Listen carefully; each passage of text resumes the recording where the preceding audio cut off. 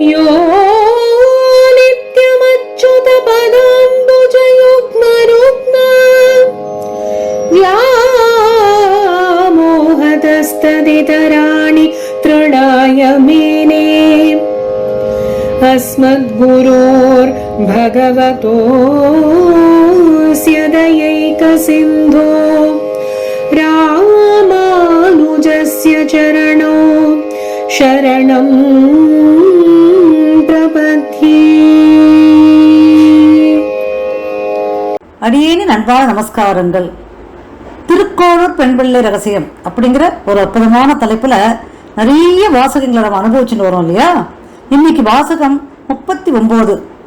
இப்ப பொதுவா அம்மையார் ராமானுஜர் அவர் திவ்யதேச யாத்திரைக்கு திருக்கோளூர் அப்படிங்கிற அந்த வைத்தியநாத பெருமாள் இருக்கக்கூடிய ஏன்னா ஆழ்வார்களால் மங்களாசாசனம் செய்யப்பட்ட அற்புதமான திவ்யதேசம். அந்த திவ்யதேசத்துக்கு அவர் சேவிக்க வரும்போது அப்ப திருக்கோளூர்ல வாழ்ந்து கொண்டிருந்த ஒரு அம்மையார் ராமானுஜர் இடத்துல நிறைய பாகவதோத்தனோட பெருமைகளையும் அவர்கள் எப்படி சரணாகதி பண்ணா பெருமாள் கிட்ட அப்படிங்கிற அந்த விஷயத்தையும் ரொம்ப அழகா எடுத்து சொல்ற மாதிரியான வாசகங்கள் தான் நம்ம அனுபவிச்சுட்டே வரோம். இன்னைக்கு வாசகம் 39. என்ன வாசகம் தெரியுமோ? அனுப்பி வையும் என்றேனும் வசிஷ்டரை போலே அப்படிங்கிற வாசகம். இந்த இடத்துல அனுப்பி வையும் வசிஷ்டரை போலேன்னு சொல்லும் போது இது ராமாயணத்தில் வரக்கூடிய ஒரு அற்புதமான விஷயம். அனுப்பி வையும் அப்படின்னு யார சொல்றா தெரியுமோ? அனுப்பி வையும் சாட்சாத் ஸ்ரீராமச்சந்திரமூர்த்தியும் லக்ஷ்மணன் தான் சொல்றா. இப்போ அனுப்பி வையும் அப்படின்னு சொல்லும் போது வசிஷ்டரை போலே. அப்போ இந்த இடத்துல வசிஷ்டர் யார்? வசிஷ்டர் பிரம்ம ரிஷி. என்ன ஏற்கனவே தெரியும் இல்லையா, விஸ்வாமித்திரருக்கு பிரம்ம ரிஷி பட்டம் வழங்கினாச்சு. இவர் மிகச்சிறந்த ரிஷி அந்த காலகட்டத்துல. இவருக்கு இன்னொரு பெருமையும் இருக்கு. என்ன தெரியுமோ? வியாசர் அப்படின்னு மகாபாரதத்துல 5 வேதங்களை பிரிச்சு கொடுத்தார் இல்லையா. மகாபாரதம் அப்படிங்கிற அந்த 5வது வேதத்தையும் சேர்த்து கொடுத்தாரு அந்த வியாச மகரிஷியோட தாத்தா இவர். அப்போ அவருடைய பேருந்தான் வியாச மகரிஷி. அப்போ அந்த பரம்பரையே அற்புதமான ஒரு பரம்பரை. அந்த வசிஷ்டர் தான் இங்க தசரதனோட அவருடைய அரசாங்கத்துல அவர் குலகுருவாக இருக்கக்கூடியவர். அவர் சொல்வதை தான் கேட்டு அதன்படியே நடத்தக்கூடியவர் தான் தசரதன். இப்ப இந்த இடத்துல இந்த வசிஷ்டரோட பெருமைகளை தான் திருக்குறள் அம்மையார் சொல்லுவா. இப்ப ஏற்கனவே நம்ம இந்த திருக்குறள் பெண் பிள்ளையில பார்த்தோம்னா வசிஷ்டரை பத்தி இப்ப பேச போறோம். ஏற்கனவே விஸ்வாமித்திரரை பத்தி நம்ம பேசியிருப்போம். வால்மீகியோட சரணாகதி பத்தி பேசியிருப்போம். அதாவது ரிஷிகள்லாம் இப்படி அந்த பெருமாளுக்கு சரணாகதி பண்ணா, எதன் மூலமாக சரணாகதி பண்ணா? ஏன்னா சரணாகதி பண்றதுக்கு இப்படிதான் இருக்கணும், இப்படிதான் பக்தி பண்ணணும், இப்படிதான் செய்யணுங்கிறதே கிடையாது. எப்படி நாம பெருமாளை அடையணும்னு நினைக்கிறோமோ, எப்படி பெருமாளை சந்தோஷப்படுத்தணுமோ அப்படி சரணாகதி பண்ணலாம் அப்படிங்கிறது எடுத்து சொன்ன விஷயங்கள் தான் இது எல்லாமே. சரி, இந்த வசிஷ்டர் இன்னைக்கு என்ன பண்ணார் அப்படிங்கிறத பார்ப்போம். ஏற்கனவே விஸ்வாமித்திரரை பத்தி இந்த பாகத்திலே போட்டிருக்கேன். யாராவது கேட்கலனாலும் போய் கேட்டுட்டு வாங்க. இந்த விஸ்வாமித்திரர் அரண்மனைக்கு வரார். எதுக்காக வர? ஸ்ரீராமச்சந்திரமூர்த்தியும் லக்ஷ்மணரையும். இப்ப லக்ஷ்மணரை அவர் கூட்டிட்டு போகணும் அப்படிங்கிற எண்ணத்துல வரல, முக்கியமா ராமபிரானை கூட்டிட்டு போகணும் அப்படிங்கிற எண்ணத்துல தான் வர்றார். ஏன்னா அவருக்கு நிறைய கடமைகள் இருக்கு. ஹரிச்சந்திர மகாராஜாவை எவ்வளவோ கஷ்டப்படுத்தி இந்த நாட்டெல்லாம் எழுதி வாங்கி அவரை அந்த கடைசியில ஒரு சுடுகாட்டு வேலை செய்யக்கூடிய கூலியாக அளவுக்கு அவரை மாற்றி வைத்தார் இல்லையா. அதை நினைத்துதான் ரொம்ப வருத்தப்பட்டு இனி வரும் இதே இஷ்வாக்கு குலத்தில் வரக்கூடிய ஏதோன ஒரு தம்பதியரை நம்ம சேர்த்து வைக்கணும் அப்படிங்கிற ஒரு குறிக்கோளோடவே இருந்தவர் அவர். அதை நிறைவேற்றத்தான் இன்னைக்கு இந்த ராமபிரானையும் சீதா பிராட்டையும் சேர்த்து வைக்கக்கூடிய ஒரு பாக்கியத்திற்காக தான் அவர் ஏற்கனவே அரண்மனைக்கு வர்றார். இது மட்டும்தான் காரணமான்னு கேட்டா இல்லையே. ஏற்கனவே அகலிகை சாபம் வேற இருக்கே. அங்க அகலிகை அவர் செய்யாத ஒரு பாவத்துக்கு பாவம். அவர் கல்லாக மாறி அங்க இருக்காளே கௌதமபுத்தர் ஆசிரமத்துல. அப்போ அந்த கல்லாக இருக்கிறவளை கல்லிலிருந்து மீட்டு ஒரு மனுஷியாக மாத்தணும் அப்படின்னா அது யாரால முடியும்? அவதார புருஷனான ராமச்சந்திரனாக முடியும். இதெல்லாம் தெரிந்துதான் அவர் இந்த அரண்மனைக்கு வர்றார். இது மட்டும் இல்லாம அவர் அங்க யாகம் செய்யக்கூடிய இடத்துல நிறைய அசுரர்களோட தொந்தரவு ரொம்ப ஜாஸ்தி. இதுல அசுரர்கள் சொல்லும்போது தாடகை, மாரீசன் இவாளெல்லாம் ரொம்ப பிரசித்தி. இவாளுக்கெல்லாம் என்ன தெரியுமோ? அவளெல்லாம் நீங்க அழிக்க முற்பட்டேன்னா அவ கிட்டேந்து வர பலம் அதீத பலமாகணும். அப்போ இவாளுடைய அந்த யாக பலன் போயிடும். அது மட்டும் இல்லாம இந்த ரிஷிகளாலெல்லாம் அசுரர்களால அழிக்கக்கூடிய திறன் கிடையாது இல்லையா. அவள்கிட்ட எதுவுமே சக்தி கிடையாது. ஆனா அவளால மந்திர சக்திகளால அவளை அழிக்க முடியும்னா மந்திர சக்தியால அவளை அழிக்கக்கூடிய வரம் அவ வாங்கல. அப்போ அவளுக்கு அஸ்திர சக்தியால அவளை அழிக்க முடியும்.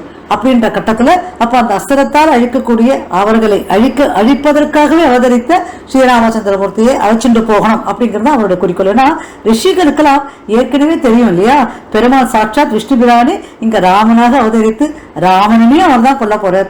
அப்ப இங்க இந்த காலகட்டத்தில் இருக்கிற அசுரர்களையும் அவர் தானே கொல்ல போறார்.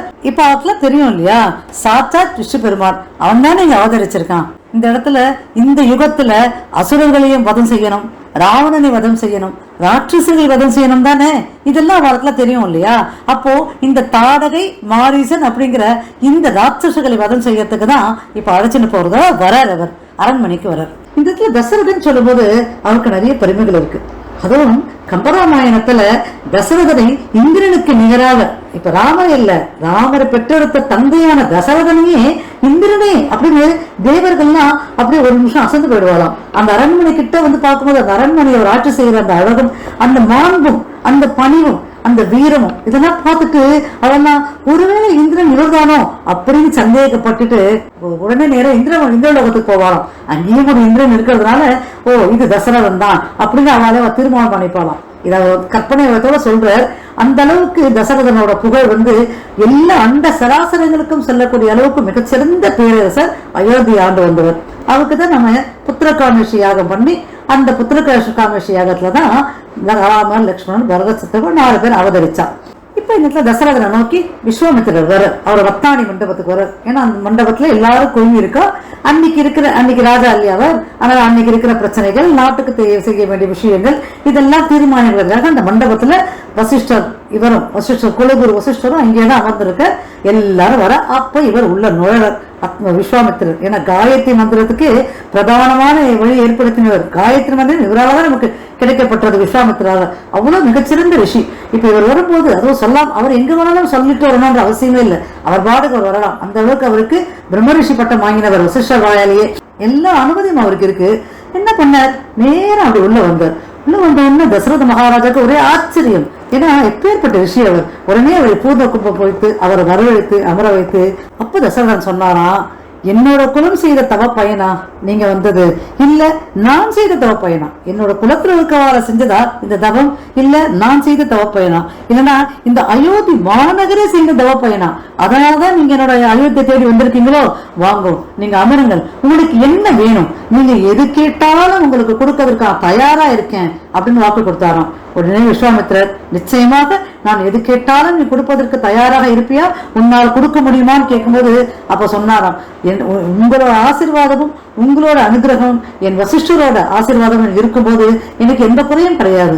எல்லாருக்கும் நல்லது செய்யக்கூடிய அளவுக்கு பெருமாள் எனக்கு நிறைய அனுகிரகிச்சிருக்கார். அதனால நீங்க என்ன கேட்டாலும் உங்களுக்கு கொடுக்கறதுக்கு நான் தயாராக இருக்கேன், அமருங்கள் அப்படின்னு சொல்லி அவரை எல்லாம் குஷிப்படுத்தி அவர் அப்படியே அமர வச்சு அவருக்கு எல்லாம் கவனிச்சார். இப்படி இருக்கும்போது அப்போ அப்படி பேசிட்டு இருக்கும்போது அப்போ எதற்காக வந்த விஸ்வாமித்திரர் ஸ்ரீராமச்சந்திரமூர்த்தி தன்னோட காட்டுக்கு அழைச்சிட்டு போகணும் அப்படிங்கிற ஒரு காரணத்துக்காக நான் வந்து அப்போ தசரதன்கிட்ட சொன்னேன், இந்த மாதிரி ஸ்ரீராமரை என்னோட காட்டுக்கு அனுப்பிவை அப்படின்னு சொல்லும்போது துடிச்சு போயிட்டாராம் தசரதன். என்னது இது காட்டுக்கா, அவன் சின்ன குழந்தை, அவனுக்கு எதுவுமே தெரியாது, இப்பதானே அவனுக்கு 12 வயது, இப்ப போய் காட்டுக்கு கூப்பிடுறீங்களே, அவனுக்கு எதுவுமே தெரியாது, அவங்க ராட்சசர்கள் அசுரர்கள் இவாளெல்லாம் அழிக்கிற அளவுக்கு அவனுக்கு சக்தி கிடையாது, நான் வேணா வரட்டுமா, என்னோட பெரிய படை இருக்கு, ஏன்னா அவன் பேரரசர் இல்லையா, மிகச்சிறந்த வீரராச்சே, யுத்தத்தால் வெல்ல முடியாதது அயோத்தியாச்சே, அப்ப நான் வரனே, உங்களுக்கு எல்லா கைங்கரையும் நான் பண்றேன், அசுரர்கள் என்ன பண்ணணும்னு சொல்லுங்க, நான் அழிக்கிறேன் அப்படின்னு சொல்லி ரொம்ப பெருமையா சொன்னாராம் தசரதர். நான் வரேன் அப்படின்னு சொல்லும்போது விஸ்வாமித்திரர் சொன்னாராம், இல்ல இல்ல, ராமரை அழைச்சிட்டு போறதுக்கு ஒரு காரணம் இல்லை, நிறைய காரணங்கள் இருக்கு, அத்தனை காரியங்களும் நான் அவனாலதான் நிறைவேற்ற கொடுக்க முடியும். அவன் யார் அப்படின்னு உனக்கு தெரியாது, அவனை நீ உன் மகனாக பாக்குற, அவன் மகன் தான், ஆனா அவனை மகனாக பெற்ற பேரு உனக்கு, உன்னை தந்தையாக பெற்ற பாக்கியம் அவனுக்கு. அதனால இதுல நீ அவனை ஒரு மகனாக பாக்குறதுனாலதான் உனக்கு இதெல்லாம் செய்ய முடியாதோ, ஐயோ குழந்தைய அனுப்புறமே அப்படின்னு உனக்கு தோன்றது.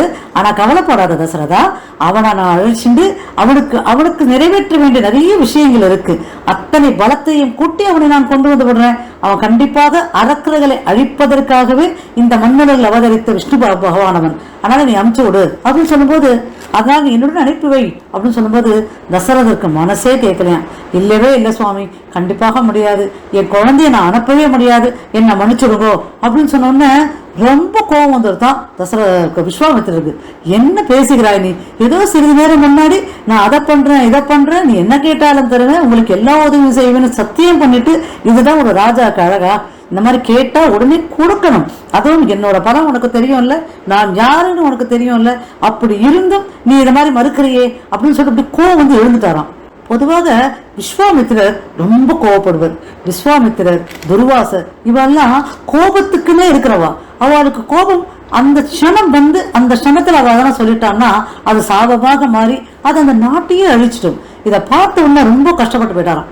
அந்த சமயத்துலதான் வசிஷ்டர், ஏன்னா அவரால் இந்த குலகுரு இதெல்லாம் கவனிச்சுட்டு இருந்தார்.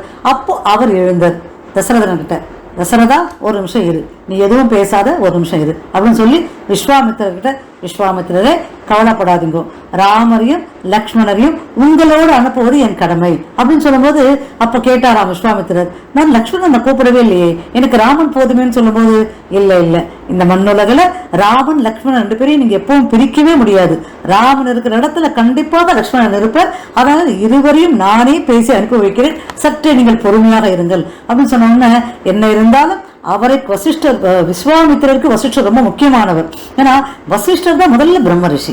அவரிடத்துல பிரம்ம ரிஷி பட்டம் வாங்கணும் தான் விஸ்வாமித்திரர் அத்தனை சிரமப்பட்டவர். அதனாலதான் அவர் மிகவும் வசதி இல்லையா, அவர் குல குருவாச்சே.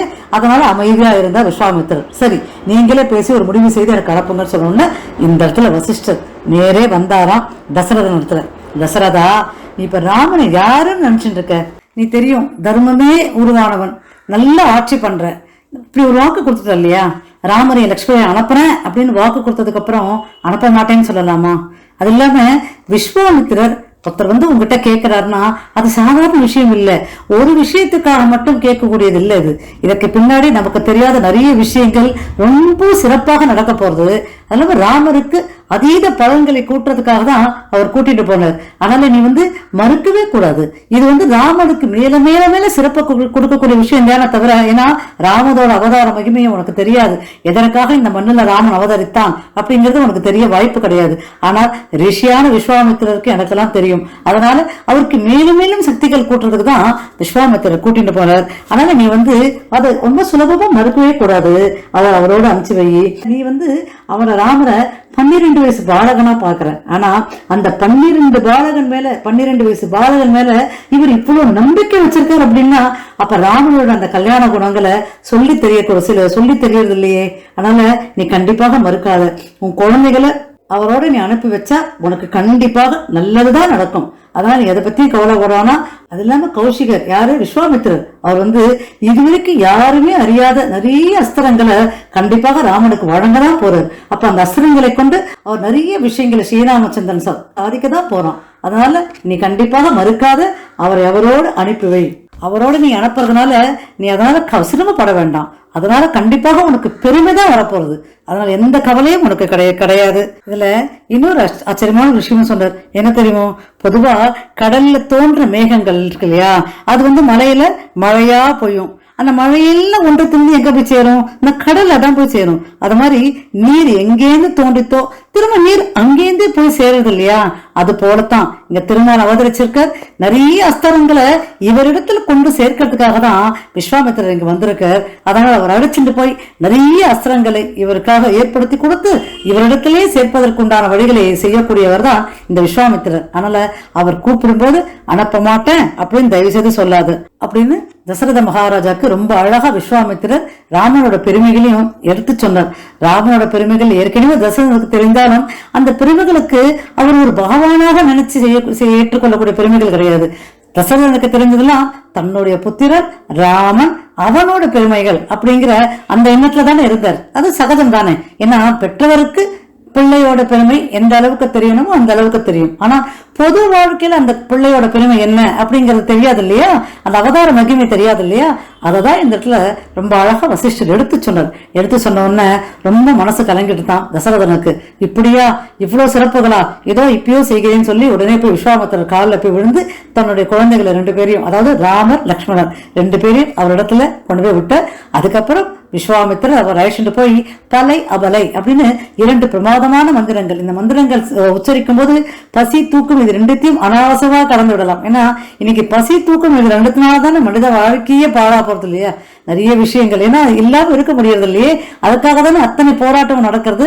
அப்ப இந்த இரண்டுமே இல்லாமல் பசி தூக்கம் இல்லாமல் எப்படி வாழணும் அப்படிங்கிற அந்த மந்திரங்களை கற்றுக் கொடுத்து அதுக்கப்புறம் அவர் நேபாளுக்கு அழைச்சிட்டு போய் அங்க சீதா பிராட்டிக்கு திருமணம் செய்து வைத்து இது நடுவுல காட்டுல அகலிகையோட சாப விமோச்சனம், இதெல்லாம் ராமாயணத்துல அற்புதமான விஷயங்கள்.